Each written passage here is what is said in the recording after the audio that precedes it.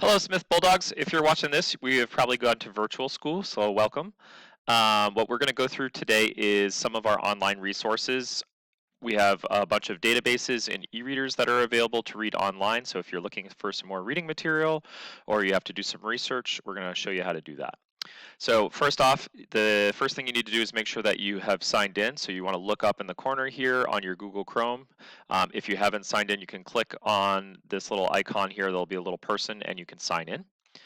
Once you've done that, there's a couple of ways that you can get to Mackinvia, which is where we keep our databases.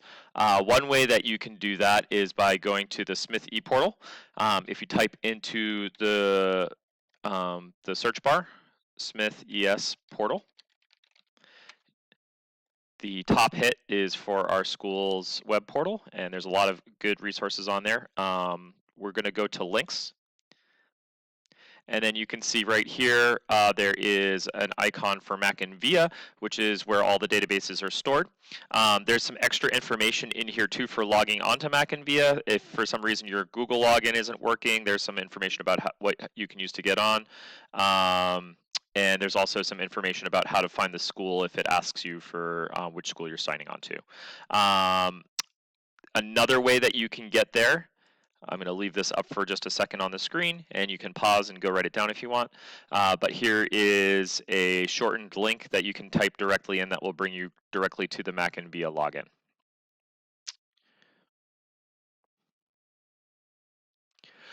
One good thing to do is for all of these sites that we're going to use frequently is to bookmark them.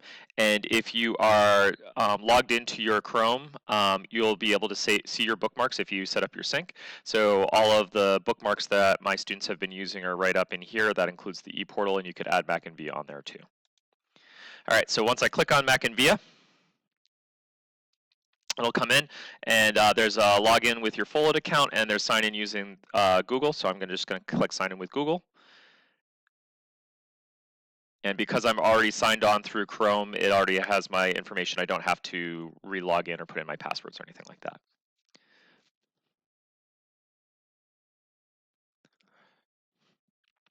Now, once you're in, there's a bunch of cool things here. We're going to look at, we're going to focus on the eBooks today, but another place to check out is the databases.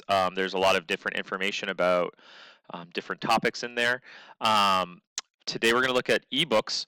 So if you're ever looking for something to read and you need either to do some independent reading or your teacher assigns you some reading, this is a good place to go.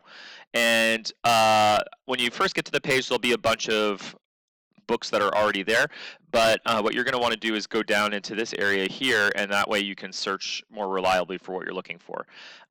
So there's a bunch of different searches you can do. I'm going to go ahead and do a topic or genre search, and I really like science fiction, so I'm going to type in science fiction, and you'll see as I type in, it actually automatically filled in a search, and so I'm going to click on this one here. And so there's about 16 science fiction books here that I can look at. There's a bunch of different books in different categories. Once you're in and you find the book that you want, let's say I want to read Alien Next Door, I can click Open Now, and it'll open it in an e-reader for me.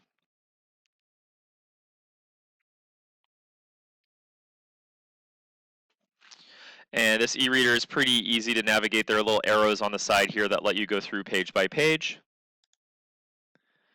And you're good to go. You can go ahead and read. There's a zoom button if you need to get in closer or further away if the text is kind of big or small.